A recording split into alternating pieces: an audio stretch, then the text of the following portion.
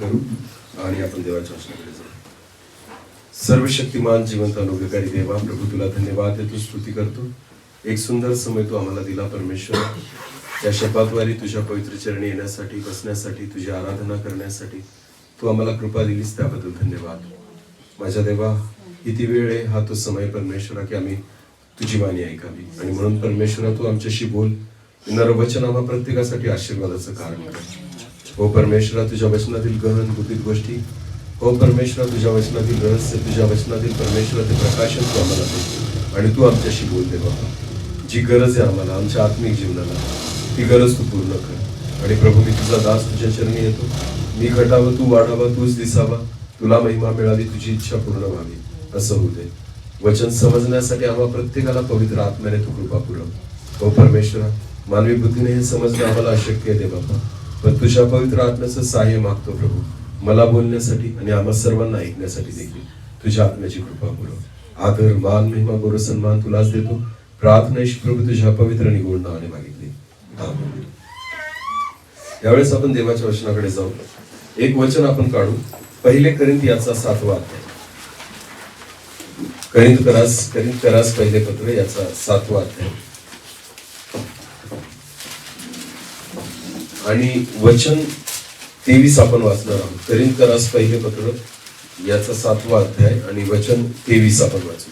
तुम्ही मोलाने विकत घेतलेले आहात. बायबल असं म्हणतं, देवाचं वचन असं म्हणतं, तुम्ही मोलाने विकत घेतलेले आहात, माणसांचे गुलाम होऊ नका. माणसांचे गुलाम होऊ नका.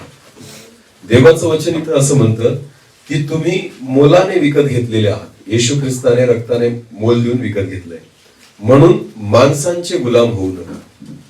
बघा, देवाच्या वचनाचा जर आपण एक अभ्यास केला तर आपल्याला पाहायला मिळतं की परमेश्वर आहे ना, गुलामाद्वारे काहीच करू शकत नाही. पहिली गोष्ट, जेव्हा देवाच्या वचनामध्ये आपण काही गोष्टी पाहतो तर मोशेच्या जन्माच्या वेळेस सगळा इस्रायल देश जो होता तो मिस्र देशामध्ये गुलाम होता. पूर्ण इस्रायल जेवढे बी होते ते सगळे मिस्र देशामध्ये गुलाम होते.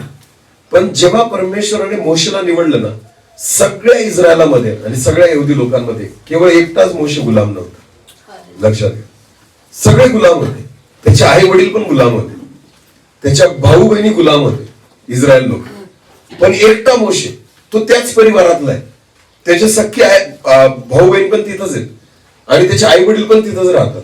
पण तुम्हाला माहिती, त्या एकट्या परिवारातला किंवा त्या सगळ्या इस्रायल लोकांमधला एकटा मोशे तो गुलाम नाहीये.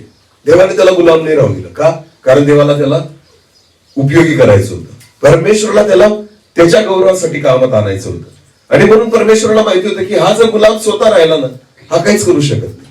म्हणून परमेश्वराने जन्मापासूनच वेगळी योजना ही मोशेसाठी केली की सगळ्या इस्रायल लोकांमधून, गुलामीमधूनच त्याला त्या लोकांमधून निवडलं, पण त्याला गुलाम नाही राहू दिलं.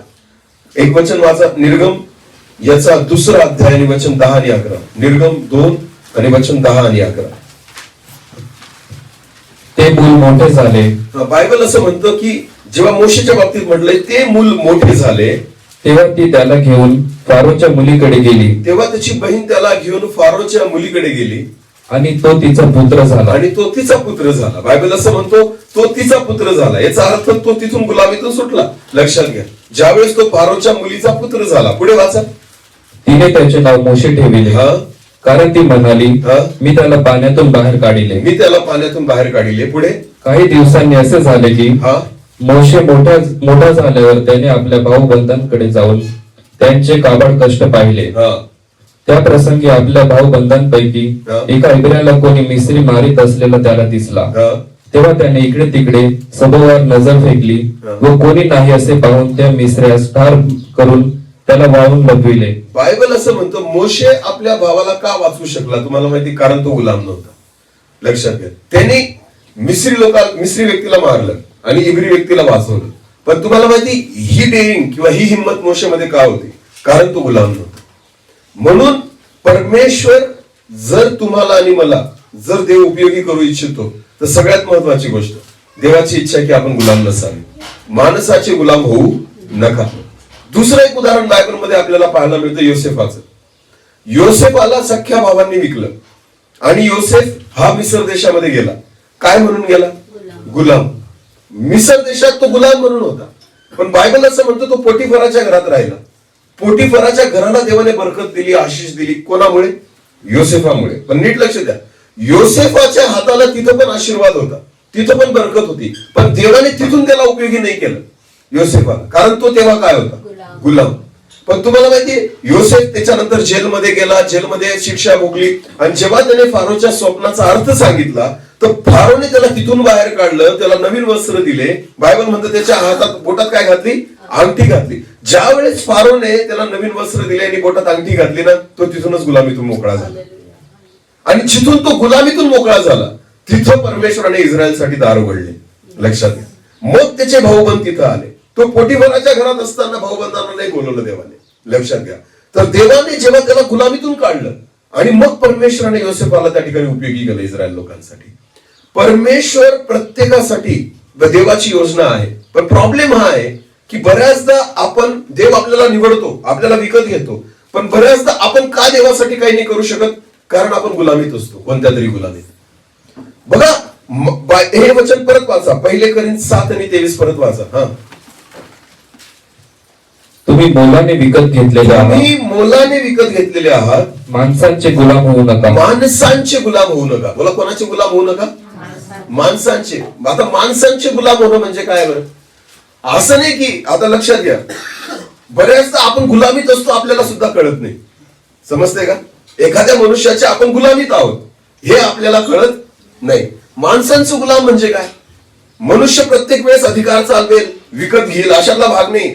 माणसांचे गुलाम होणं. आता बायबलमध्ये एक व्यक्ती आहे ज्याचं नाव अहाब होतं. काय होतं? अहाब एक राजा होता इस्रायलाचा. पण तुम्हाला माहिती का, तो राजा पण गुलामीत होता. कोणाच्या? त्याच्या पत्नीच्या, जिचं नाव काय? इस्बेल. लक्षात. पण त्याला माहिती होतं का तो गुलामीत आहे असं?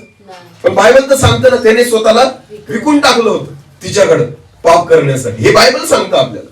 याचा अर्थ काय की अहाब राजाला पण माहिती नाही की तो गुलाम आहे, पण ऍक्च्युअली बायबल आपल्याला सांगतं त्याने स्वतःला पाप करण्यासाठी तिला विकून दिलेलं होतं.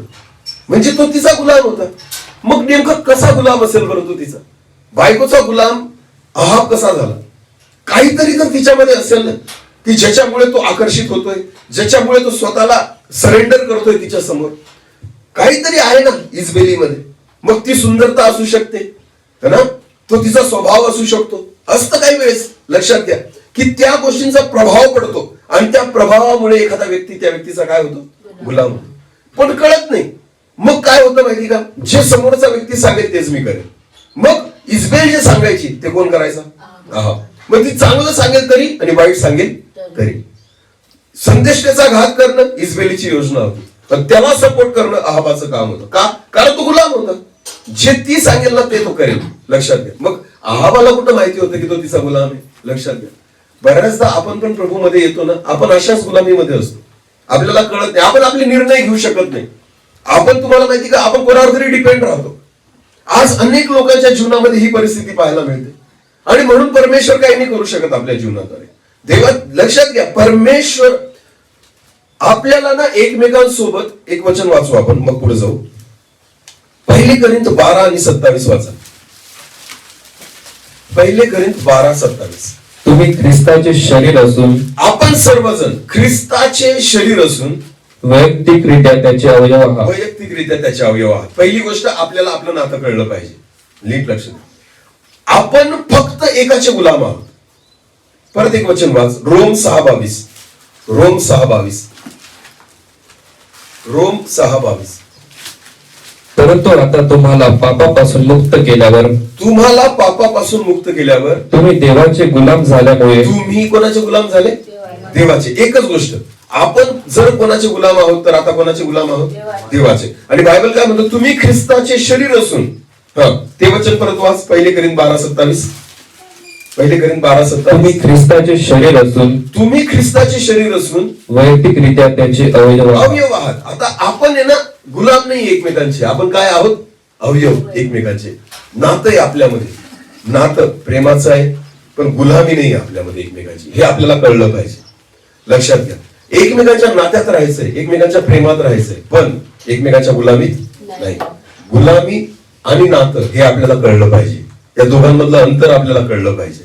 नातं केव्हा गुलामीत रूपांतर होऊन जाईल याचं सांगता येत नाही. गुलामी केव्हा असते? गुलाम कशाला म्हणतात माहिती का तुम्हाला? गुलाम कोणाला म्हणतात? गुलामाला एक गोष्ट बोलता येत नाही.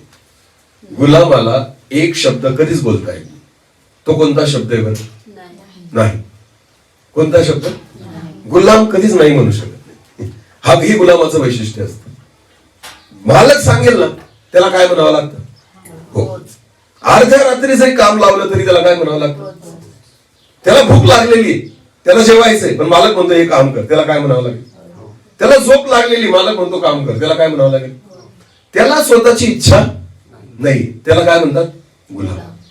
गुलामाला एक शब्द नसतो त्याच्या डिक्शनरीमध्ये, आणि तो असतो नाही. बघा नीट लक्ष द्या, माणसाचा गुलाम म्हणजे काय? जेव्हा तुम्हाला कोणाला नाही म्हणता येत नाही तर याचा अर्थ आपण काय झालो? गुलाम झालो. एखाद्या व्यक्तीला मला नाही म्हणता येत नाही, भले चुकीचं आहे, आपल्याला कळतं की समोरचा व्यक्ती चुकीचा आहे, तो मला जे सांगतोय ते पण चुकीचं आहे, पण मी त्याला काय म्हणू शकत नाही. नाही समजून घ्यायचं आपण त्याची काय आहोत? गुलाम. लक्षात घ्या, आज ह्या गुलामीत अनेक लोक आहेत जगातले. मग भले ना ती गुलामी एखाद्या पदामुळे असेल, कोणाच्या प्रतिष्ठेमुळे असेल, एखाद्याच्या पैशामुळे असेल, एखाद्याच्या सुंदरतेमुळे असेल, एखाद्याच्या नात्यामुळे असेल, पण तुम्हाला माहिती ज्याला तुम्ही नाही म्हणू शकत नाही त्याचे तुम्ही काय झाले? हा शब्द फक्त एकासाठी वापरा. कोणासाठी? देवासाठी. की त्याला नाही म्हणू नका कोणत्या गोष्टीसाठी, मग तुम्ही कोणाचे गुलाम झाले. पण जर तुम्ही माणसाला नाही म्हणू शकत नाही तर लक्षात घ्या तुम्ही देवाचे गुलाम होऊ शकत नाही. बऱ्याचदा अनेकदा आपण ना देवाला दुखवतो पण माणसांना दुखवत नाही. मनुष्याला नाही म्हणत नाही आपण, मनुष्याची इच्छा पूर्ण करायचा प्रयत्न करतो, मनुष्याला खुश करण्याचा प्रयत्न करतो, मग त्या नात्याचे आपण काय झालेलो आहोत? गुलाम. देव ना प्रत्येकाला उपयोगी करू शकतो, कसा ना कसा. मी तुम्हाला सांगतोय प्रत्येकासाठी परमेश्वराची योजना आहे, पण देव ना गुलामांना उपयोगी नाही करू शकत. कोणाला उपयोगी नाही करू शकत? गुलामांना. लक्षात घ्या, मी आणि माझ्या पत्नीमध्ये एक नेहमी असतं की आम्ही एकमेकांना अडखळण नाही होणार सेवेमध्ये, की ना मी तिला आत्मिक जीवनात नाही म्हणणार आणि ना ती मला आत्मिक जीवनात नाही म्हणणार. आम्ही एकमेकांचे ह्या बाबतीत नाही ऐकत. जे योग्य आहे ते योग्य आहे. हालेलुया. लक्षात घ्या, प्रेम आहे, नातं आहे, ते असायला पण पाहिजे. अधीनता आणि गुलामी याच्यामध्ये खूप मोठा फरक आहे. नीट लक्ष द्या. बोला, अधीनता आणि गुलामी. अधीनता वचनावर असते. हालेलुया. अधीनता कशामध्ये असते? तुमच्या नात्यात जर वचन असेल ना तर तुम्ही अधीन राहा. पतीने पत्नीच्या अधीन राहा, बायबल म्हणतं ना. पतीने पतीच्या अधीन राहा, पत्नीने पतीच्या अधीन राहा, देवाचं वचन म्हणतं. हे कशात लिहिलेलं आहे? वचनात. मग ती अधीनता आहे, त्याला अधीनता म्हणतात. वचन पत्नीला पतीच्या गुलामीत नाही राहायला शिकवत. कशात राहायला शिकवतं? तिने त्याचा आदर करावा, अधीनतेमध्ये राहावं. जसं सारा अब्रामाच्या अधीनतेमध्ये होती. हालेलुया. कारण अब्राम पण देवाच्या अधीनतेमध्ये होता. स्टेप बाय स्टेप आहे. लक्षात घ्या, बायबल काय म्हणतात? पुरुषाचं मस्तक, स्त्रीचं मस्तक पुरुष आहे, पुरुषाचं मस्तक ख्रिस्त आहे, आणि ख्रिस्ताचं मस्तक देव आहे. हालेलुया. ही जी स्टेप आहे ना ही फॉलो झाली पाहिजे. ही वचनाची अधीनता आहे. आमेन. एक स्त्री पुरुषाच्या अधीन केव्हा राहील? जेव्हा पुरुष ख्रिस्ताच्या अधीन असेल. समजते का? ख्रिस्त आणि देव यांचं नातं एकदम अतूट आहे. ख्रिस्त देवाच्या अधीन आहे, त्यांच्या बाबतीत विचार करायची आपल्याला गरज नाही. आपल्याला दोनच नात्यांच्या बाबतीत विचार करायचा आहे. एक पुरुषाने की माझं नातं ख्रिस्तासोबत आहे का, आणि स्त्रीने तिचं नातं त्या पुरुषासोबत व्यवस्थित आहे का. हालेलुया. ही अधीनता पाहिजे आणि ही वचनाप्रमाणे आहे. आमेन. गुलामी त्याच्यामध्ये वचन नसतं, गुलामीमध्ये वचन राहत नाही. गुलामी सगळं उलट करून टाकते. गुलामीमध्ये कोणी पण मस्त होऊन जात. लक्षात घ्या. मग स्त्रीला वाटायला लागलं मी जास्त हुशार आहे ना, तर ती त्या ठिकाणी चालवायला लागते आपली इच्छा. मग त्या ठिकाणी अधीनता नाही राहत. लक्षात घ्या, त्या ठिकाणी जिथं वचन ब्रेक झालं तिथं गुलामी सुरू होते. जिथं वचन तोडलं गेलं तिथं काय सुरू होते? गुलामी सुरू होते. आत्मिक जीवनाच्या बाबतीत सांगतोय मी या सगळ्या गोष्टी, नीट लक्षात घ्या. आणि तुम्हाला माहिती का, आत्मिक व्यवस्थाच आपल्या जगिक व्यवस्थेला आशीर्वादित करते. हालेलुया. ही सवय असते. आत्मिक जीवनात लागलेली सवय तुम्हाला तुमच्या जगिक जीवनात सुद्धा उपयोगी पडते. आमेन. हा, मग तिथं वेगळं नाही दिसणार, तिथं पण तेच दिसेल तुम्हाला. म्हणून ही अधीनता असणं गरजेचं आहे. आज बऱ्याच परिवारांमध्ये तो प्रॉब्लेम आहे. मी तुम्हाला सांगतो, एकमेकांना खुश करायच्या नादामध्ये आपण देवाला दुखवतो. समजतंय का? एकमेकांना खुश करण्याच्या नादात आपण कोणाला दुखवतो? देवाला दुखवतो. ही गुलामी आहे. मी तुम्हाला सांगतो, नाही म्हणू नाही शकत आपण. काय म्हणू नाही शकत? नाही. भले देवाला नाही म्हणू आपण, पण मनुष्याला नाही म्हणत नाही. एखाद्या प्रतिष्ठित व्यक्ती असतो ना, त्या प्रतिष्ठित व्यक्तीला आपण बऱ्याचदा नाही म्हणत नाही. का? कारण तो दुःख आहे.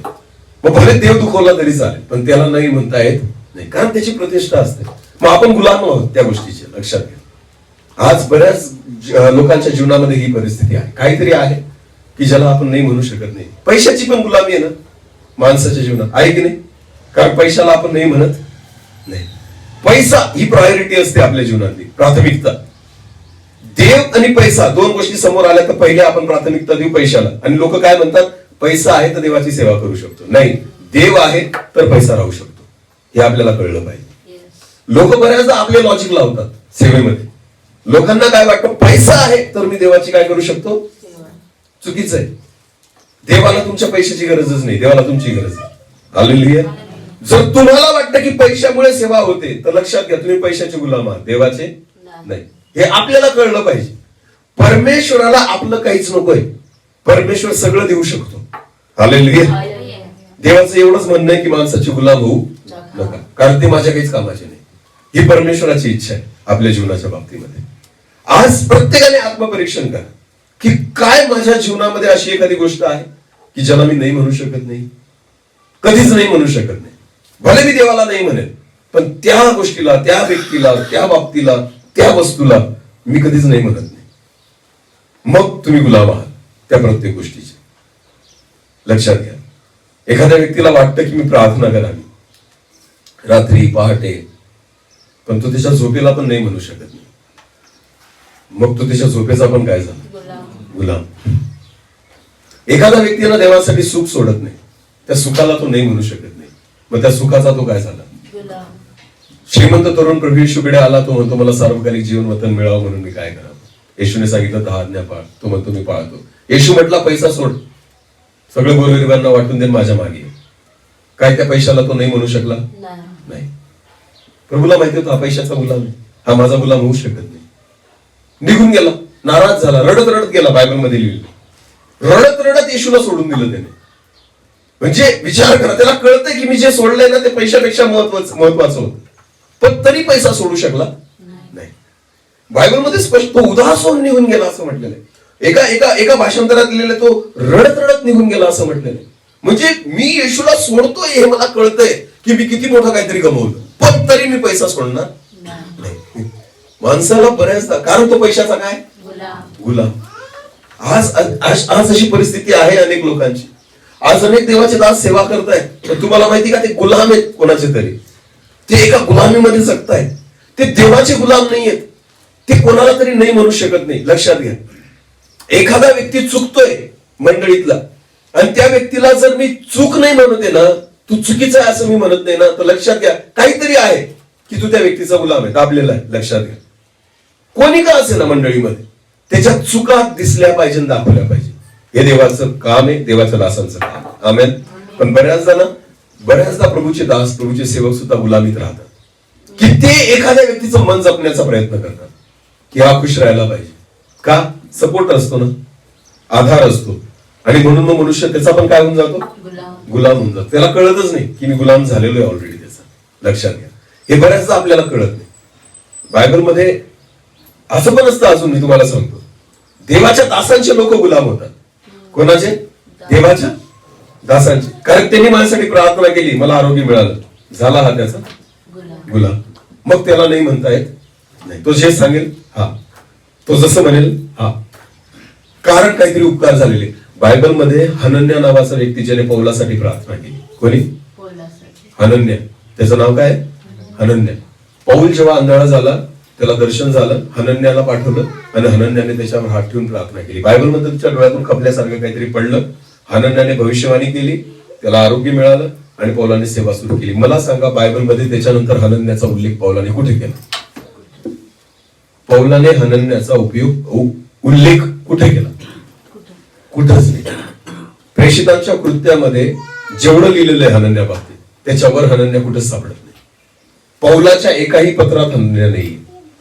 रोम करासपत्र, करीन करासपत्र, इफिस, गलती कोणत्याच पत्रात तुम्हाला हनन्या सापडणार नाही. हनन्याला कोणी पाठवलं? देवा. विषय संपला. हनन्या नाही आला, हनन्याला कोणी पाठवलं? देवा. योजना कोणाची होती? काम कोणी केलं? चमत्कार कोणी केला? पाचारण कोणी केलं? हनन्याचा विषयच नाही. पौल हनन्याचा गुलाम नव्हता. पौल कोणाचा गुलाम होता?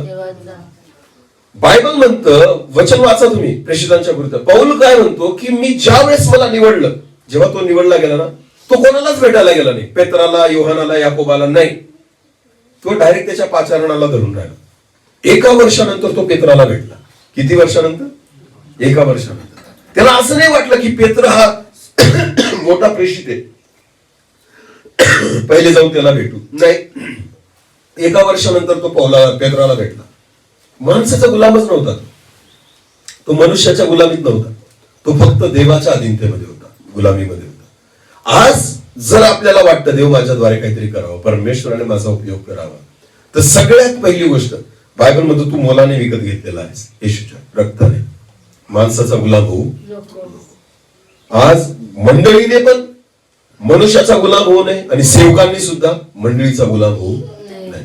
तरच तुम्ही प्रभूसाठी काहीतरी करू शकतात, अन्यथा करू शकत नाही. एक वचन वाच, योहान सुवर्तमान याचा पहिला अध्याय. योहान याचा पहिला अध्याय आणि वचन 35 पासून पुढे. योहान 1 वचन 35 पासून पुढे. त्यानंतर दुसऱ्या दिवशी योहान आपल्या शिष्यातील दोघांसह पुन्हा उभा असता. आता बायबल असं म्हणतं, त्या दिवसात योहान कोणासोबत उभा आहे? नाही, शिष्यांसोबत नाही. कोणाचे शिष्य? परत वाचते वचन. त्यानंतर दुसऱ्या दिवशी योहान आपल्या शिष्यांबरोबर. योहान कोणासोबत उभा आहे? याचा अर्थ काय होतो? शिष्य कोणाचे आहेत? योहानाचे. हे नीट लक्ष द्या. बायबल असं म्हणतं, योहान आपल्या शिष्यांसोबत उभा आहे. ते त्याचे शिष्य आहेत, जे त्याला गुरु मानतात, जे त्याच्या मागे चालतात. ही बरोबर गोष्ट आहे इथपर्यंत, की योहानाचे शिष्य योहानासोबत आहेत आणि तो त्यांच्यासोबत उभा आहे. पण पुढे काय झाले वाचा. येशू जाताना न्याहाळून पाहून म्हणाला. जेव्हा योहान त्याच्या शिष्यांसोबत उभा आहे, त्याने येशूला जाताना पाहिलं समोरून आणि त्याला न्याहाळून पाहिलं, येशू ख्रिस्ताला. आणि मग योहान म्हणाला, हा पहा देवाचा कोकरा. देवाचा कोकरा. त्याचे हे म्हणणे त्या दोघा शिष्यांनी ऐकले. योहानाने आपल्या शिष्यांना कोणाला दाखवलं? येशूला. हा पहा देवाचा कोकरा. आणि मग बायबल काय म्हणतं पुढे काय झालं? व ते येशूच्या मागोमाग निघाले. तेव्हा ते शिष्य जे कोणाचे होते आतापर्यंत, ते शिष्य योहानाला सोडून कोणाच्या मागे निघाले? येशूच्या मागे निघाले. नीट लक्ष द्या. तुम्हाला माहिती का, प्रभूच्या दासांनी लोकांना आपले गुलाम नाही करायचे. लक्षात घ्या. ते शिष्य योहानाचे तोपर्यंत होते जोपर्यंत त्यांना कोण नाही दिसला? येशू. आणि येशू दाखवणं हे काम कोणाचं आहे? योहानाचं. बोला कोणाचं? गुरु तू आहे ना, तर तू शिष्यांना कोणाला दाखव? येशूला. बोला कोणाला दाखव? आणि जेव्हा शिष्य येशूला पाहतील तेव्हा ते आपोआप कोणाला सोडतील? गुरुला. कोणत्या गुरुला?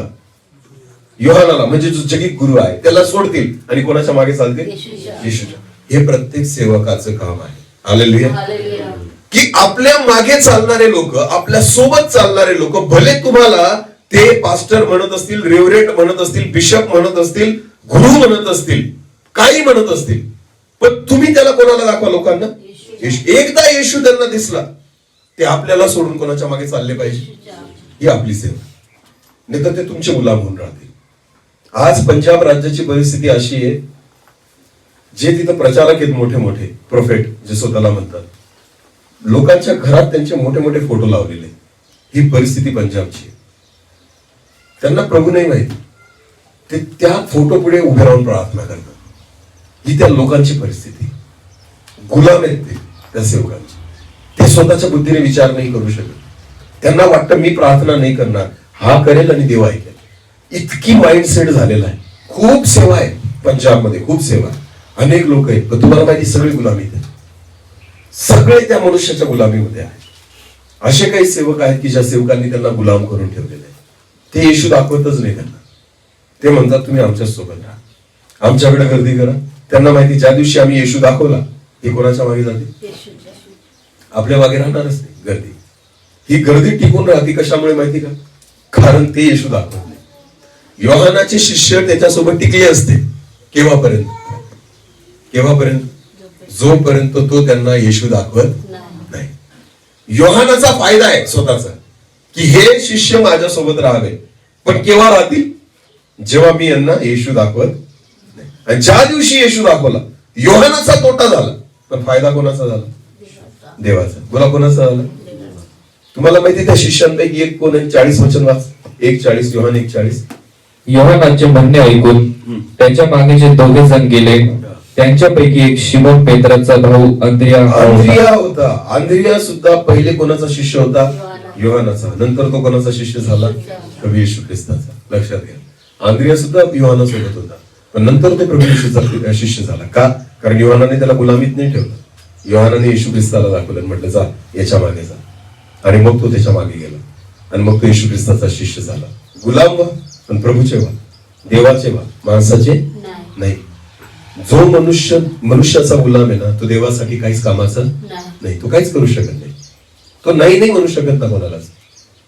म्हणून बायबल स्पष्ट त्या ठिकाणी सांगते, अहो एवढं सोडा, जगातला सर्वश्रेष्ठ राजा, बायबल मधला सगळ्यात श्रेष्ठ राजा, ज्याचं नाव आहे शलमोन, दाविदाचा पुत्र, ज्याच्यासारखा राजा नव्हता. तुम्हाला माहिती, तो पण गुलामीत पडला ना, तो पण गुलाम झाला. एक वचन वाचा, पहिले राजे याचा 11वा अध्याय, 1 ते 3 वचन. शलमोन राजा फारोच्या कन्येशिवाय आणखी मोवाबी, अमोनी, अदोमी, सिदोनी व हित्ती राष्ट्रातल्या विदेशी स्त्रियांच्या नादी लागला व त्यातल्या स्त्रियांवर त्याचे प्रेम जडले. याचा अर्थ काहीतरी तर असेल ना, त्यांची सुंदरता असेल, काहीतरी असेल, त्याच्यावर त्यांचे प्रेम जडले असं म्हटलेलं आहे या शलमोनाचं. पुढे वाचा. या राष्ट्रांविषयी परमेश्वराने इस्रायल लोकांस सांगितले होते की तुम्ही त्यांच्याशी व्यवहार करू नये व त्यांनी तुमच्याशी व्यवहार करू नये, कारण ते खात्रीने तुमची मने आपल्या देवांकडे वळवितील. त्याच्या 700 राण्या व 300 उपपत्नी होत्या. पुढे वाचा. त्याच्या बायकांनी त्याचे मन बहकविले. लक्षात. कोणाचे मन? बोला, कोणाचे मन? शलमोनाचे. शलमोन असा राजा आहे ज्याने नीतीसूत्र लिहिली. शलमोन असा राजा आहे ज्याने सभोपदेशक लिहिलं, उपदेशकाचं पुस्तक लिहिलं. शलमोन असा राजा आहे की ज्याने गीतरत्न लिहिलं. बायबल मधले 3 पुस्तकं त्याची आहेत, पण बायबल असं म्हणतो त्याच्या बायकांनी त्याचं मन, बोला, त्याचं मन बहकवलं. लक्षात घ्या, एवढा ज्ञानी राजा की जो इतका ज्ञानी होता की त्याला सगळं माहिती होतं. त्याने लोकांना शिकवलं कसं राहायला पाहिजे. शलमोनाचं एक वचन आहे की तो म्हणतो, 1000 मला एक पुरुष भेटला, पण एक स्त्री भेटली नाही. म्हणजे चांगली म्हणजे ज्ञानी. 1000 किती म्हणतो तो? एक पुरुष भेटला मला, पण एक स्त्री भेटली नाही. हे कोण लिहितं? शलमोन. तरी कोणाच्या नादी लागलं? आणि तरी त्याचं मन कोणी बहकवलं? बोला, डेंजर आहे. कोण? स्त्री. नाही, खरंच तुम्हाला सांगतो. अरे विचार करा, आदाम एदेन बागेमध्ये होता ना, सैतानाला माहिती होतं मी याला बदलू शकणार नाही, मी याला नाही बदलू शकत, याचं मन नाही, हा काही करेल ना तरी मी याला फळ नाही खाऊ घालू शकत. पण सैतानाला माहिती होतं मी नाही खाऊ घालू शकत, पण बायको खाऊ घालली. हे पूर्ण कॉन्फिडन्स होता सैताना. म्हणून सैतानाने दुसरं कोणालाच नाही निवडलं, त्याने फक्त कोणाला निवडलं? बायकोला. म्हणजे विचार करा, सैतानाचा हत्यार कोण आहे? कोण आहे? स्त्री. पहिला पुरुष पापात पडला, ही खूप मोठी घटना आहे, ज्याच्यामुळे आज तुम्ही आणि मी या परिस्थितीत आहोत. आणि त्या गोष्टीला कारणीभूत स्त्री आहे. म्हणजे विषय हा नाही, मी स्त्रियांना कमी लेखत आहे, विषय हा नाहीये. एक गोष्ट लक्षात घ्या, सैतानाला वाटलं की माझं हत्यार होऊ शकते. सैतानाने जर चॉईस केली, निवड केली, तर विचार करा, सैतान उगाच तर निवडणार नाही. कळते का मी काय सांगतोय ते? उगाच तर निवडणार नाही ना. मला युद्धात जायचंय, समजा युद्धात जायचंय, युद्ध करायला, तुमच्या पुढे शस्त्र ठेवली ना, चाकू ठेवला, तलवार ठेवली, पिस्तोल ठेवली आणि AK-47 ठेवली. चारींपैकी काय निवडाल? AK-47. कारण या चारही हत्यारांपैकी सगळ्यात प्रभावी हत्यार कोणतं आहे? AK-47. मग सैतानाने पण सगळं एदेन बाग धुंडाळली ना, सगळे प्राणी पक्षी सगळे धुंडाळले आणि तेव्हा त्याला AK-47 भेटली. कोण? हवा. त्याला माहिती हे सगळ्यात प्रभावी हत्यार, याच्याशिवाय दुसरं हत्यारच नाही. समजते का? म्हणून इयोबाचं सगळं मारून टाकलं त्याने, पण AK-47 जिवंतच ठेवलं ना. इयोबाचं बघा तुम्ही, त्याचे मुलं मेले, मुली मेल्या, संपत्ती गेली, गाढवं गेले, बैल गेले, उंट गेले, दासदाशी गेल्या, पण इयोबाची बायको जिवंत होती ना. इयोबाची कोण जिवंत होती? बायको. कारण त्याला माहिती होतं हे तर प्रभावी हत्यार आहे ना. AK-47 तिथंच होती आणि ती म्हणती त्याला मर ना आता. काय म्हणती? एकदाचा मर, देवाचं नाव सोड, एवढा त्रास कशाला सहन करतोय, आता तरी मर. तुम्हाला माहिती का, त्या दिवशी योगाला खरंच वाटलं असेल खरंच मरावं, कारण कोण बोलतंय? बायको. लक्षात घ्या, ते प्रभावी हत्यार होतं युगासाठी सैतानाने ठेवलेलं. आज विचार करायसारखी गोष्ट आहे, सगळ्यात मोठं अडकळण एक स्त्री होऊ शकते आणि सगळ्यात मोठा सपोर्ट पण एक स्त्री होऊ शकते. अब्राहमाचा सगळ्यात मोठा सपोर्ट सारा होती. समजते का? अब्राहमाचा सगळ्यात मोठा सपोर्ट सारा होती आणि सगळ्यात मोठं अडकळण सुद्धा एक स्त्री होऊ शकते. लक्षात घ्या. आज तुम्हाला मी सांगतो, बरेचसे लोक त्या गुलामीत आहेत. नाही म्हणू शकत. बाहेर किती पण तिऱ्या मारतील, बायकोला नाही म्हणतायत.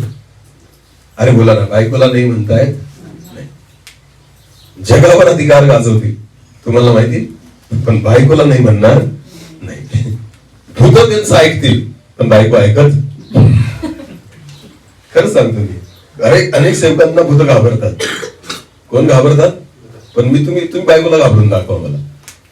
तुमची बायको घाबरली तर समजायचं की तुम्ही काहीतरी आहात. भूत घाबरतात, दुष्ट आत्मे घाबरतात सेवकांना, पण बायको घाबरत नाही. लक्षात घ्या, ही परिस्थिती आहे, मी तुम्हाला सांगतो. आणि सगळ्यात मोठं अडकळण असते, मी तुम्हाला सांगतो. बहिणींनो, पुरुषांसाठी अडकळणाचा विषय होऊ नका. पण प्रॉब्लेम तुमच्यात नाही, प्रॉब्लेम यांच्यात आहे. लक्षात घ्या. कारण बायबल असं म्हणतं ना, पुरुषाने आपली जागा सोडायला नको.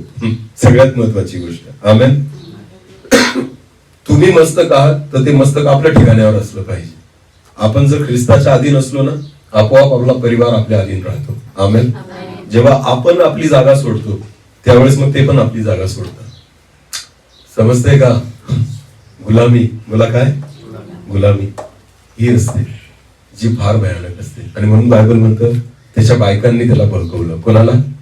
शल्मोनाला. एक वचन अजून वाचते तर, पहिले राजे 11:9 वाच. 9 वचन. पहिले राजे 11 आणि 9. शल्मोनाचे मन इस्रायलाचा देव परमेश्वर याचकडून फिरले म्हणून परमेश्वर त्याचवर कोपला. त्यास त्याचे 2दा दर्शन झाले होते. ही गोष्ट फार महत्वाची. शल्मोनाला देवाचे कितीदा दर्शन झाले होते? तरी कोणाचं ऐकलं? स्त्रियांचं. बोला, कोणाचं ऐकलं? 2दा दर्शन पावलेला व्यक्ती, ज्याच्याशी देव समोरासमोर बोलला. ही फार महत्वाची गोष्ट आहे शल्मोनाच्या बाबतीत, की परमेश्वराने समोर दर्शन दिलेलं असताना 2दा तरी सुद्धा शल्मोन बघतोय कोणाच्या नादी लागून? बायकांच्या. आणि तो त्यांचं ऐकतोय, नाही म्हणू शकत नाही. याला म्हणता गुलामी. लक्षात घ्या. आज असे अनेक लोक आहेत जे त्या गोष्टीला नाही म्हणू शकत नाही आणि त्या गोष्टीचे गुलाम होतात, आणि ते प्रभूच्या काही कामाचे. बलाम हा बालाक जो त्याचा सन्मान करणार होता, त्या सन्मानाला नाही म्हणू शकला नाही. आणि तुम्हाला माहिती का, देव त्याच्या विरोधात उभा राहिला. समजते का? त्याने देवाच्या विरोधात तो उभा राहिला आणि मग परमेश्वर त्याच्या विरोधात उभा राहिला. नाही म्हणू शकत. प्रतिष्ठा, पैसा, मान, सन्मान, या सगळ्या गोष्टी अशा आहेत की ज्या आपल्याला गुलामीत ठेवतात, आपल्याला कळत सुद्धा नाही. आणि आपण गुलाम जर असलो तर देव आपलं काहीच करू शकत नाही. आपला उपयोग परमेश्वर करू शकत नाही. म्हणून देवाचं वचन म्हणतं, तुम्ही मोलाने विकत घेतलेले आहात, माणसांचे गुलाम होऊ नका. आज आत्मपरीक्षण करा प्रत्येकाने. आज आपण ज्या परिस्थितीत आहोत याला कारणीभूत आपण आहोत. पहिली गोष्ट, देव खूप काही करू शकतो, खूप काही करू शकतो. अनलिमिटेड आहे परमेश्वराचं काम. देव कोणाचाही उपयोग करू शकतो. परमेश्वर कधीच तुमची योग्यता नाही बघत, कारण ती योग्यता त्याच्याकडे आहे ऑलरेडी. हालेलुया. गरज नसती देवाला कसलीच. मी तुम्हाला सांगतो, मला बोलता येतं किंवा मला काय करता येतं, देवाला तुमचं काहीच नाही लागत. ते सगळं त्याच्याकडे आहे. मोशे बोलू शकत नव्हता, ही मोशेची परिस्थिती होती. मोशे म्हणायचा मी जड जिभेचा आहे. तो म्हणतो तू कोणाला पण पाठव, मला नको पाठव, मला नाही बोलता येत.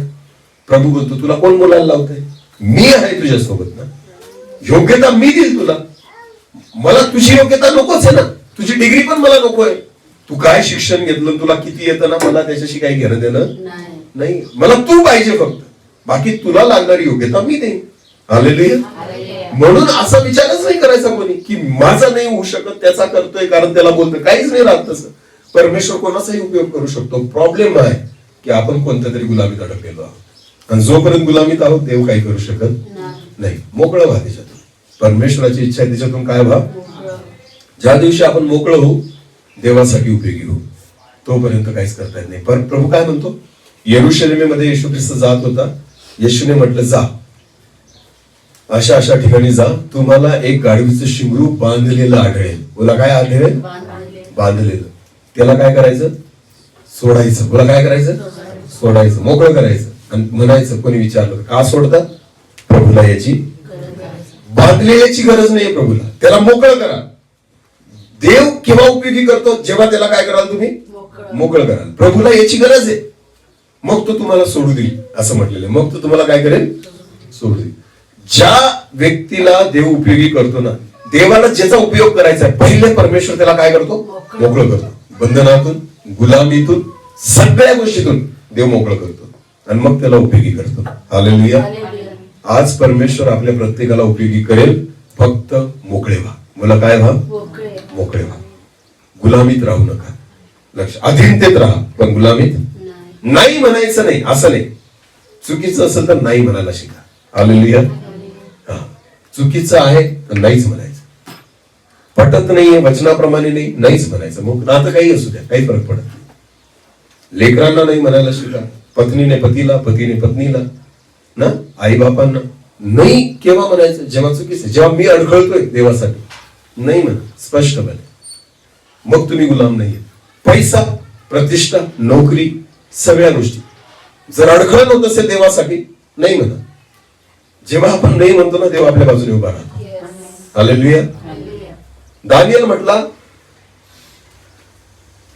की दानियेलाने प्रार्थना नाही करावी अशी त्या ठिकाणी द्वाई फिरली. नाही म्हटला तो, तुम्ही करा, तुम्हाला काय करा, मी जे करायचं तेच करेल, मी हे मानत नाही. शद्रक मेषक अबेदनोगोला बळजबरी होती की त्या मूर्ती समोर काय करा, नाही म्हटले ते, आम्ही करणार नाही. जिथं नाही म्हणतात तिथं देव आपल्यासोबत आहे. आलेले नाही म्हणताच तुम्ही गुलामीतून मोकळे झाले. आमेन. आणि जिथून तुम्ही गुलामीतून मोकळे झाले, तुम्ही देवाच्या हातात येतात आणि तिथून परमेश्वर काम करायला सुरुवात करतो. हालेलुया. म्हणून आगीच्या भट्टीतून जिवंतपणे बाहेर येण्याचा अनुभव फक्त 3 लोकांना भेटला, शद्रक, मेषक आणि कारण ते नाही म्हटले. लक्षात घ्या, ते गुलामीत नव्हते. कोणाच्या, बाबेलमध्ये ऑलरेडी ते गुलामीत होते ना. बाबेलमध्ये त्यांना गुलाम म्हणूनच घेऊन गेले, तरी ते गुलाम नव्हते. ते फक्त देवाचे गुलाम होते. ते म्हणतात आम्ही नाही करणार, मारून टाक, काय फरक पडतं आम्हाला, टाक अग्नीच्या भट्टीमध्ये. नाही म्हटलं त्यांनी. आणि तुम्हाला माहिती, देवाने वाचवलं त्यांना. आज तोच परमेश्वर तुमच्या माझ्यासोबत आहे. नाही म्हणायला शिका. हालेलुया. देव तिथूनच आपला उपयोग करायला शिकेल. आमेन. मोह, आपली गरज, आपल्या इच्छा बऱ्याचदा आपल्याला नाही म्हणू देत नाही. लक्षात घ्या, ज्या ज्या वेळेस मीटिंग सुटल्यानंतर मला पाकिट देतात ना, तेव्हा मला काय म्हणावं लागतं, नाही. तेव्हा मी त्या गुलामीतून मोकळा होतो. लक्षात घ्या, नाही म्हणता आलं पाहिजे. ती फायद्याची गोष्ट आहे ना. आपली पाकिट जे असतं ते काय फायद्याची गोष्ट आहे, पण त्या पाकिटालाच आपल्याला काय म्हणायचंय, नाही. तेव्हा तुम्ही देवासाठी काहीतरी करू शकता. तो फायदा आहे ज्याला नाही म्हणता आलं पाहिजे आपल्याला. आज त्या फायद्याला कोणीच नाही म्हणत नाही. मग देव उपयोग कसा करेल, मग देव कसा काय बोलेल आपल्याद्वारे, मग परमेश्वर काम कसं करेल. नाही म्हणायला शिका ना. फायदा असू द्या, काही फरक पडत नाही. आज देवाची इच्छा तीच आहे की तुला मुलाने विकत घेतलेलं आहे. लास्ट टाइम ते वचन वाचू बंद करू आपण. 1 कोरिंथ 7:23. तुम्ही मोलाने विकत घेतलेले आहात, तुम्ही मोलाने विकत घेतलेले आहात, माणसांचे गुलाम होऊ नका. माणसांचे गुलाम होऊ नका. स्पष्ट देवाचं वचन आहे. जर आपल्याला वाटतं की देवाने माझा उपयोग करावा, तर परमेश्वराचं वचन म्हणतं माणसांचे गुलाम होऊ नका. कोणत्याच गोष्टीचे नाही, फक्त देवाचे गुलाम व्हा, देवाच्या अधीनतेत चाला. डोळे झाकू प्रार्थना करू. सर्वशक्तिमान जिवंत अनुग्रहकारी देवा, मी तुला धन्यवाद देतो, तुझी स्तुती करतो. हो परमेश्वर पिता, प्रभूजी, आज तुझ्या वचनाद्वारे तू आमच्याशी बोललायस. परमेश्वरा, आम्ही केवळ तुझे गुलाम आहोत, कारण तू आम्हाला विकत घेतलेलं आहे. मनुष्याचे आम्ही गुलाम होऊ नये. कोणी उपकार केले तरी त्याचे गुलाम आम्ही होऊ नये. कोणी मदत केली तरी आम्ही त्याचे गुलाम होऊ नये. परमेश्वरा, आम्ही नाही म्हणायला शिकावं, यासाठी तू आम्हाला सहायता आणि मदत कर. मी विश्वास ठेवतो की तू आज आमच्याशी बोललायस. परमेश्वर, तू आम्हाला तुझ्या इच्छेप्रमाणे चालव. परमेश्वरा, तुझी सेवा पुढे नेण्यासाठी, तुझ्यासाठी आम्ही तयार व्हावं, यासाठी तू आम्हाला कृपा दे. धन्यवाद ईश्वर, धन्यवाद. एक छोटस कोरस घेऊ आणि आपण प्रार्थना करू. धन्यवाद.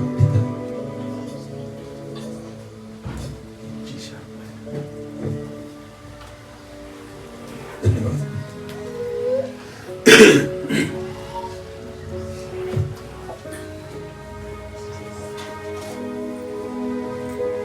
पिछला सब भूल कर मैं आगे ही दौड़ा चलूं. मेरे लिए जो धन्य था उसको मैं त्याग दूं. कि मैं पाऊं तुझसे पुरस्कार, थोड़ा मैं जाऊं. कि मैं पाऊं तुझसे पुरस्कार, थोड़ा मैं जाऊं. मैं जीऊं या मरूं, वो तेरे लिए. तू मेरा प्रभु, तू मेरा प्रभु. मेरे जीवन का मकसद तू है, मेरे जीने का कारण तू है. मेरे जीवन का मकसद तू है, मेरे जीने का कारण तू है. मैं जीऊं या मरूं, वो तेरे लिए है. तू मेरा प्रभु, तू मेरा प्रभु. धन्यवाद पिता. प्रभूजी, जगणे मला ख्रिस्त आणि मरणे मला लाभ आहे. तुझ्यासाठी जगावं, कारण तू आम्हाला मुलाने विकत घेतलाय. म्हणून माझ्या देवा, या शरीराद्वारे, या जीवनाद्वारे तुझं गौरव करण्यासाठी आम्हाला सहायता कर. आज तुझ्या जिवंत वचनाद्वारे तू आमच्याशी बोललायस, त्याबद्दल आभार मानतो. केवळ ऐकणारे नाही, वचनाप्रमाणे चालणारे कर. 30 पट, 60 पट, 100 पट फळ येऊ दे. सर्व गौरव तुला करू दे.